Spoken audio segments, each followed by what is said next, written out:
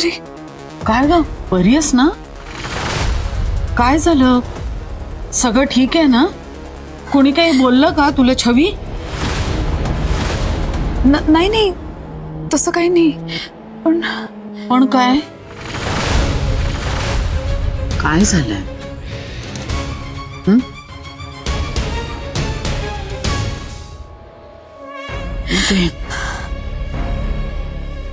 काय काय झालं काय? फोन हा?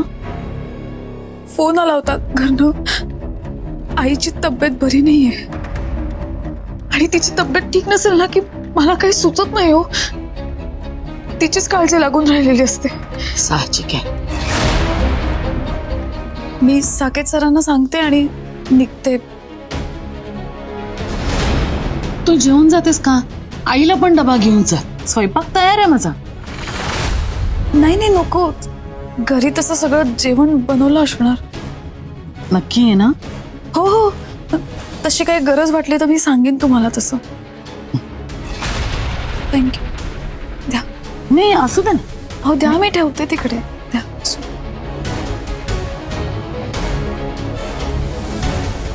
खोटारडी कुठली? काय म्हणालीस? नाही काही नाही. कोण खोटारडे? ती शांभवी. आई, त्या शांभवीचे दाखवायचे दात वेगळे आणि खायचे दात वेगळे. अगं तिच्यावर पहिल्यापासूनच संशय आहे. अगं खूप खोटं वागते ती. सगळ्यांशी फक्त गोड गोड बोलून साखर पेरणी करायची आणि मनात काहीतरी वेगळं असतं. आणि तुला माहितीये, बस पुरे. अगं आई, मी खरं सांगतेय. अगं ती आपल्या घरामध्ये अशी वावरते जसं काही राजगुरू घराची सूनच आहे. मी तुला सांगते, तिचा हेतू मला पहिल्यापासूनच वाईट वाटतोय. जेव्हापासून आपल्या ऑफिसमध्ये जॉईन झाले ना तेव्हापासून बघते. पुरे. आई, छवी, तू त्या मुलीबद्दल काहीही बोलणार नाहीयेस. शपथ घे माझी. आई अगं, हे ठरलंय हा. तू त्या शांभवी बद्दल काहीही बोलायचं नाही कुठेही. झालं तेवढं बास झालं. आपण आपल्या मर्यादेत राहायचं असतं छवी. किती वेळा सांगायचं तुला हे मी. बाईंच्या वाढदिवसाला काय झालं? हा, तुलाही 4 गोष्टी ऐकून घ्यायला लागल्या, पर्यायाने मलाही.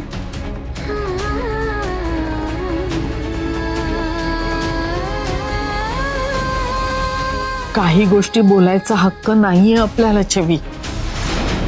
ही खुणगाठ मनाशी बांधून ठेव पक्की. आणि जर परत असं काही करशील ना तर तुझ्या आईला गमावशील ना. आई, आई अगं काय बोलतेस तू? शपथ घे माझी. आई अगं, घे शपथ. ठीक आहे. माझी छवी हुशार आहे, समजूतदार आहे. तुझ्या भल्यासाठीच करते मी हे सगळं.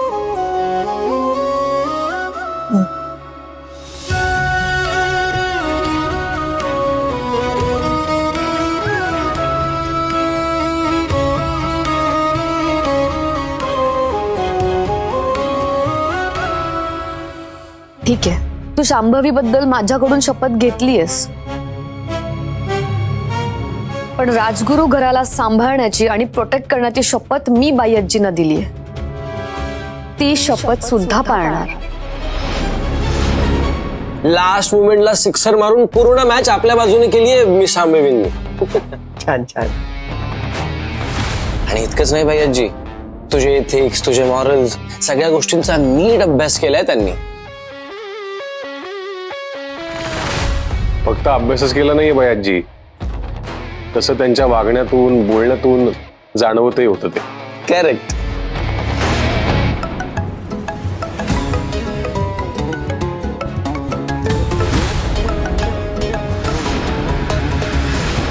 इतकी मनापासून काम करणारी माणसं फार क्वचित मिळतात.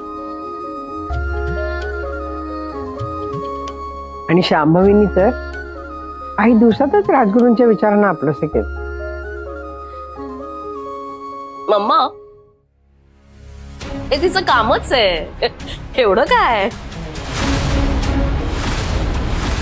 बेबी, मन लावून प्रामाणिकपणे काम करणं घरच्यांना सुद्धा जमत नाही. आणि काही लोक अनेक वर्ष काम करून सुद्धा ना आपलेसे वाटत नाही. हो ना बेबी? बाई, बेबी मॅडम म्हणतात ते अगदी खरं आहे. ते कामच आहे हो माझं. अहो, घरच्या गृहिणीला वरण भात उत्तम बनवता आला यात काही तिचं विशेष कौतुक नाहीये. ते कर्तव्यच असतं तिचं. अगं, पण म्हणून तुझं कौतुक करायचं नाही असं नाही ना. तू जे आज केलंस ना ते खूप कौतुकास्पद आहे. छान केलंस.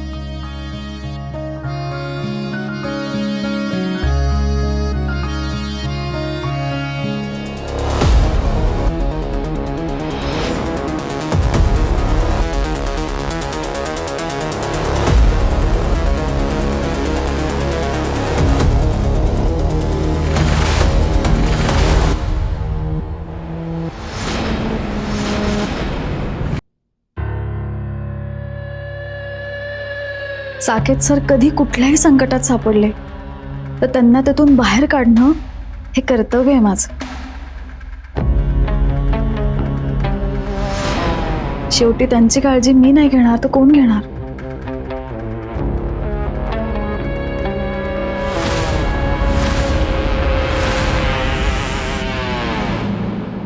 गोड गोड बोलून ही सगळ्यांनाच गुंडाळते.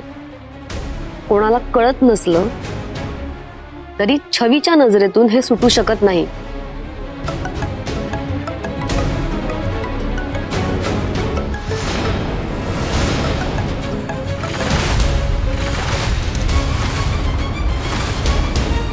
बाई, मी निघू आता?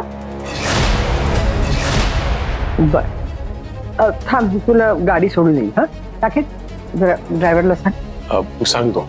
नाही नको, माझं ऍक्च्युली घरी जाता जाता एक काम आहे, ते करूनच मी घरी जाईन. हा,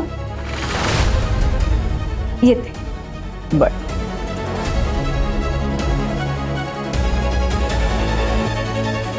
खरंच किती हुशार आणि गुणी मुलगी आहे ना शांभवी. करेक्ट. आणि खूप स्मार्ट आणि परफेक्ट सेक्रेटरी सुद्धा. काय सांगेल दादा?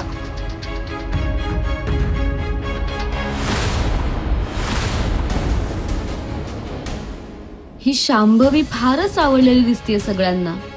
फिरंग्या पण चांगलाच इम्प्रेस झालाय. काहीतरी करायलाच हवं.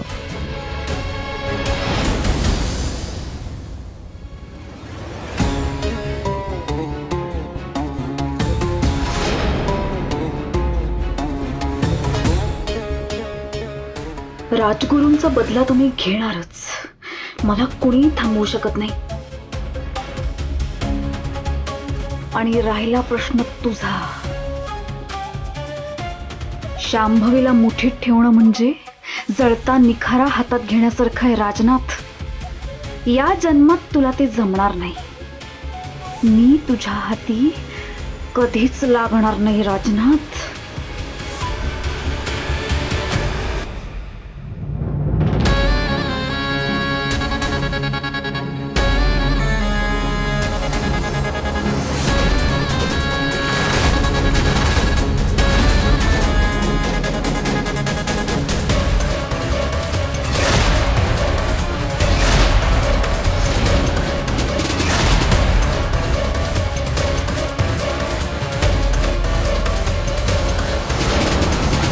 छवी, त्या झंझणीबाईंकडनं ना या मुलींचे डिटेल्स मागून घे.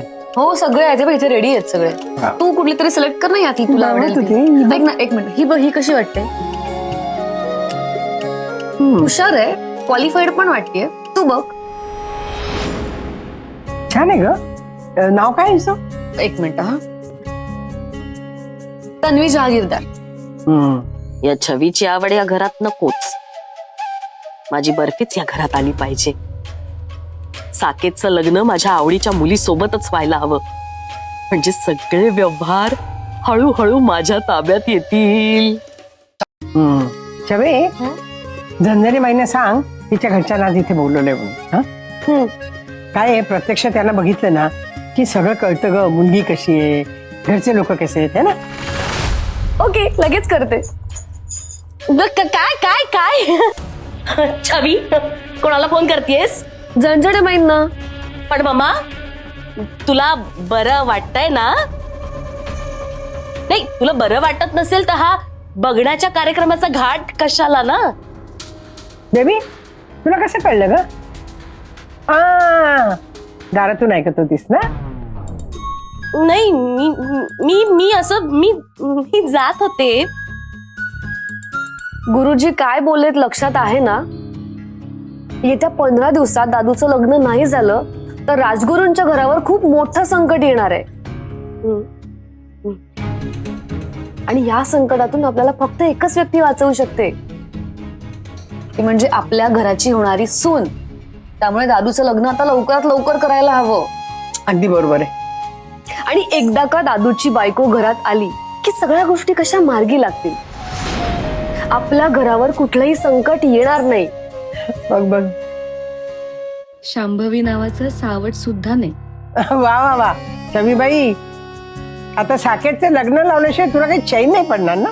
हो, मी लगेच झणझणेबाईंना फोन करते आणि आजच बघण्याचा कार्यक्रम फिक्स करते. आजच? आजच? अगं आजच करायचं आहे. आता बघण्याच्या कार्यक्रमाला काय तयारी करायची असते ग?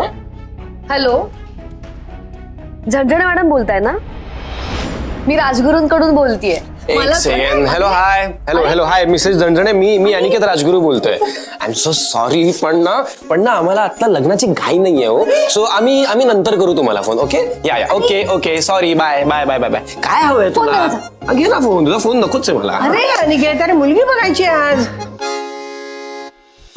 छबे फोन ला झणझणे म्हणणं. हा, काही गरज नाहीये भैयाची. गरज नाही म्हणजे? कारण मी साकेत दादासाठी मुलगी निवडली आहे. काय? कोण? कुठे असते? काय नाव काय तिचं? Have some patience. थोडा वेळ द्या, सगळ्यांना सगळं कळणार. काय रे?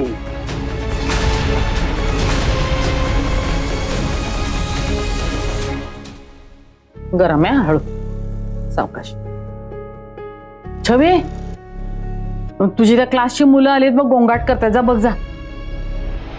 आणि जर परत असं काही करशील ना तर तुझ्या आईला गमावशील ना. शपथ घे माझी. छवे जा बाई, त्या मुलांना नको ताटकत ठेवू. जा. अगं हे सगळं नंतर करता येईल ग. जा.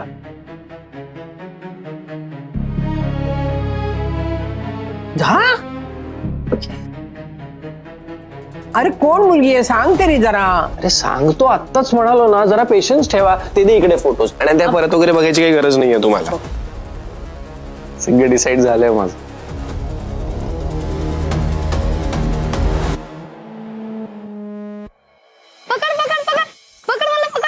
शांभवीने गोड गोड बोलून मुलवून टाकलंय त्या फिरंग्याला.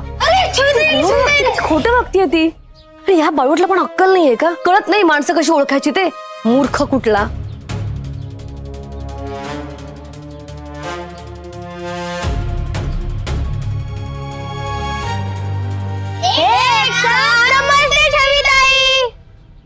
गप्पा बसा. जास्त गोड आवाजात माझ्याशी बोलायचं नाही या. मला गोडाचा ओव्हरडोस झालाय आता.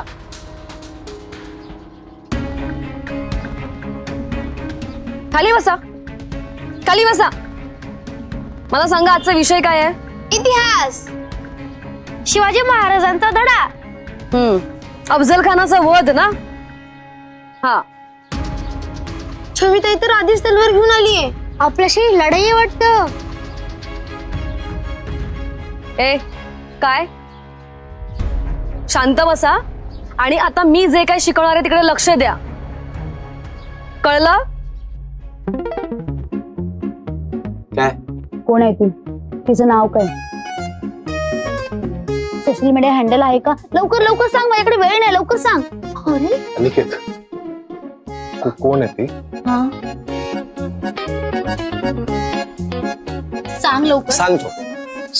तिचं नाव दादा, काय? लवकर सांग कुठे ना. राहते? काम काय करते ती ते सांग. हो सांगतो. वेट. सांग. बेटा हा तू मुद्दाम उशीर करतोयस का अनिकेत? ए मुद्दाम का करेन मी साकेत दादा? अरे बाबा लिस्ट बघतोय लिस्ट. वाव, लिस्ट आहे तुझ्याकडे. भारी भारी भारी भारी. तुम्ही दोघे जरा शांत बसता का प्लीज? अरे दादा, मला साकीदादाच्या होणाऱ्या बायकोचं नाव रिव्हील करणारा व्हिडिओ करायचा आहे. जर तीच मुलगी फायनल झाली ना तर तिला मी हा व्हिडिओ दाखवणार. चालेल? डन डन दोघं. एवढा उत्साह येतो कुठून का तुझा? इथं घाम फुटलाय मला. काय घाम कुठलाय? मग? तर घामाचा एक क्लोज आपण सुरू करूया. अनिकेत सांग ना तुम्हाला. किती डेस्परेट होतोय. डेस्पिरेट त्याला डेस्पिरेट होणं नाही म्हणत रे, त्याला टेन्स होणं म्हणतात. ठीक आहे फाईन. ही बघ. शाप.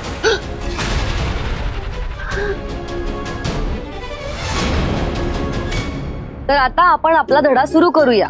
महाराजांनी अफजल खानाचा वध करण्यासाठी कूटनीती वापरली होती. कूटनीती म्हणजे? कूटनीती म्हणजे महाराज अफजल खानाला जरी प्रेमाने भेटले असले तरी त्यांच्या मनात खानाला गाफील ठेवून संधी मिळताच त्याच्यावर वार करायचा असं ठरलं होतं. तुम्हाला माहितीये अफजल खान हा खूप उंच होता, आपल्या महाराजांपेक्षा सुद्धा उंच होता. तो खूप क्रूर होता, खूप कपटी होता. त्याच्याजवळ बलाढ्य सैन्य होतं आणि तो युद्ध कौशल्यात पारंगत होता. आपल्या महाराजांना बाहेर काढण्यासाठी त्याने खूप सारी मंदिरं उद्ध्वस्त केली, गावांचा नाश केला आणि सगळ्या लोकांमध्ये दहशत निर्माण केली. शांभवी शांभवी, ती गारुडा मालिका. हा करेक्ट. Pretty girl. सरक बाजूला. शांभवी नाही, शांभवी नाही, अरे? शांभवी नाही. अरे काय प्रॉब्लेम नाही, काय? नाही. अरे नाही का म्हणतोयस? अरे इनफॅक्ट तिच्यात ते सगळे गुण आहेत जे तुझ्या बायकोमध्ये असायला हवे. आजी काय म्हणाली होती? राजगुरूंची मोठी सून ही मितभाषी, शांत, मनमिळाऊ, संस्कारी असावी. I think she is the one. Afzal खानाचा उद्देश स्पष्ट होता. आपल्या महाराजांना उचकवून उघड्या मैदानामध्ये त्यांना युद्धासाठी भाग पाडणं. पण तुम्हाला माहितीये आपले महाराज फक्तच पराक्रमी नव्हते, ते अत्यंत बुद्धिमान आणि दूरदर्शी नेते होते. त्यांनी अफजल खानाचा स्वभाव बरोबर ओळखला आणि थेट युद्ध न करता योग्य संधीची वाट बघितली. त्यांनी कूटनीती वापरून भेटीसाठी अफजल खानाला आमंत्रित केले. त्या दोघांमध्ये तहाची चर्चा करण्यासाठी भेट ठरली आणि ठरल्याप्रमाणे मोजक्या अंगरक्षकांसोबत अफजल खान आणि महाराज एकमेकांना भेटले.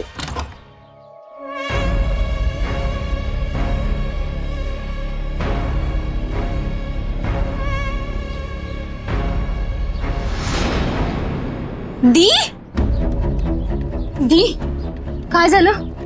अगं, किती प्यायलीस तू? दी कोणी बघितलं तर काय बोलतील? चल आज चल आधी. हट अगं, हट. दी बाजूला सगळे. काय झालं? माझ्या वाटेत जर कोणी आलं ना तर मी त्या एकेकाला चकण्यासारखं खाऊन टाक. बाजूला हट हट. आज चल ना. काय झालं? तुझी नोकरी गेलीये का? त्या छवीमुळे आपण पकडले गेलो का? दीदी बोल ना, माझ्या ओढणीमुळे काही गडबड झाली का? दीदी दीदी बोल ना. ओरडू नकोस का? सांग ना प्लीज. बोल. त्याचा फोन आला. त्याचा कोणाचा? राजनाथ.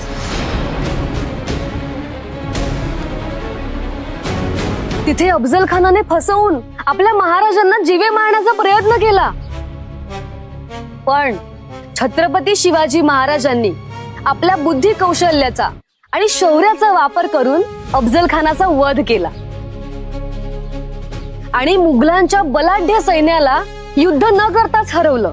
तर मुलांनो, युद्ध करताना फक्त शारीरिक ताकद महत्वाची नसते, तर बुद्धी चातुर्य आणि रणनीती ही तितकीच महत्वाची असते.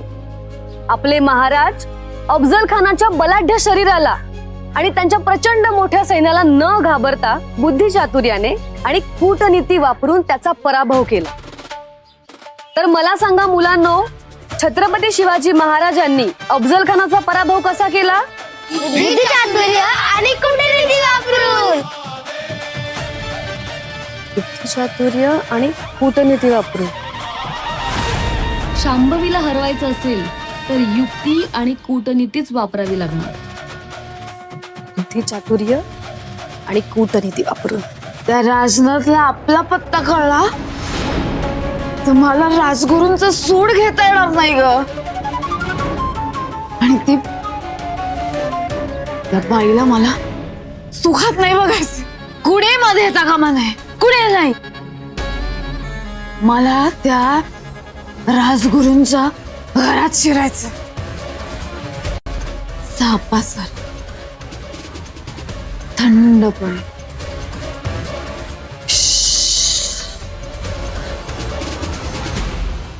आवाज न करता.